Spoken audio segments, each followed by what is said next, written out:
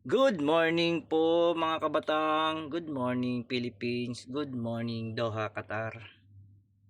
Ito po tayo uli at panibagong araw at panibagong vlog ni Kabatang dito po sa Doha, Qatar. Garni lang ho yun, ikukwento ko lang ho yung mga nangyari ngayong araw na ito. Garni nga ho yung nangyari, kami ho ay on the way na sa unang schedule namin. Yan ho, nasa may bakura na kami ng aming customer. Ang amin hong papasuking bahay ay yan ho, Qatari dito sa Doha, Qatar. Sheikh po yan. Pareng Carmel, tsaka yung kababayan natin po na maintenance dito sa bahay na ito. Kaya po, ine-edit ko po ito dahil gusto ko lang po makita kung ano nangyari sa araw na ito. Ito po yung mga sasakyan ni Sheikh. Sana all. Parang Hubert. Gano'ng kayaman. Ito po yung kitchen nila. Mga kabatang, yan po. Bali, checkin po namin dito ay yung pong oven ng Rational. Yan po. Tine-check na nga po ni parang Carmel yung Rational. Garni ho yan para gahong ang sira ho na rin ay hindi ho sumindi at mag-init ng ayos. Kaya ho tinitingnan ho yung program kung okay pa ho at anong error. Alay, sa totoo lang ho ako'y hindi ko rin ho alam. Ako'y nanonood lang o kung anong ginagawa ni parang Carmel. Kaya binibidyohan ko ho ay base ho sa aking nakikita, di ginagaya ko na rin ho. Ay para lang ang cellphone ay pindot-pindot lang, kagaling nga rin ang system na rin. At makikita nyo ko kung anong problema. Basic lang po mga kabatang.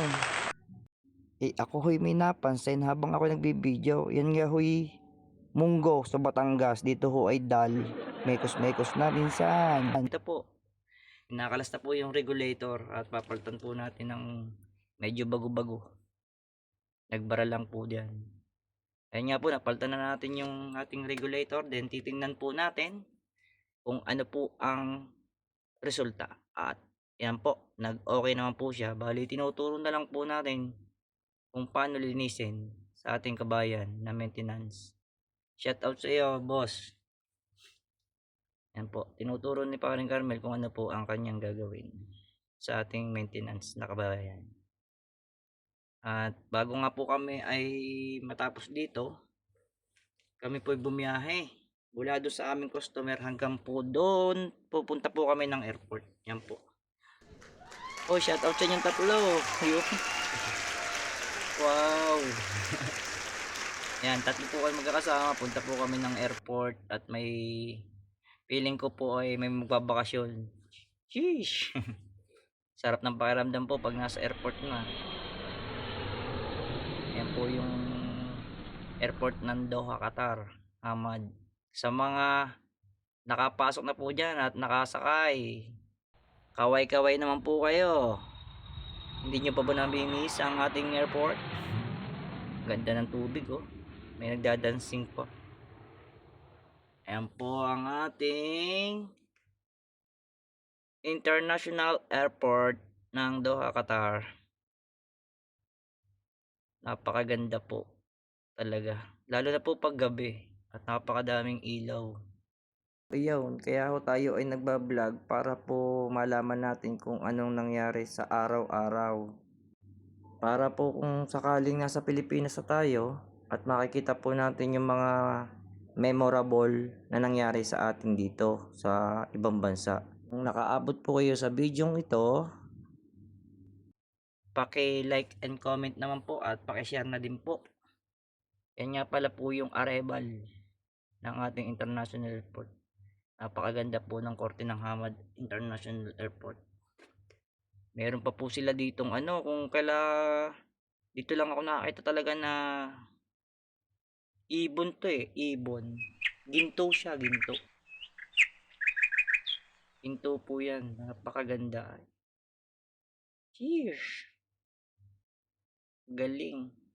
Dito po tayo papasok pag uuwi tayo ng Pilipinas o lalabas ng bansa. next year pa po tayo uli makakapasok dyan. Siguro makakapasok na uli ako dyan. Pag may awan Diyos at nakaipon, bakasyon muna tayo guys. Yan po yun mga idol. Kung kayo nakarating na dito, paki-like and share naman po. Kung kayo umabot na sa airport na ito, hindi nyo ba namimiss? Yan, pababa na po yan. Pupunta kami ng parking area. Kami nga pala po may susunduin, kaya kami pumunta dyan sa pong kabayan natin. Ayan po, bali fast forward na natin para mabilis. Dito na po kami sa parking area, mga kabatang. Shout out po sa mga nanonood ngayon. Magandang umaga po sa inyong lahat.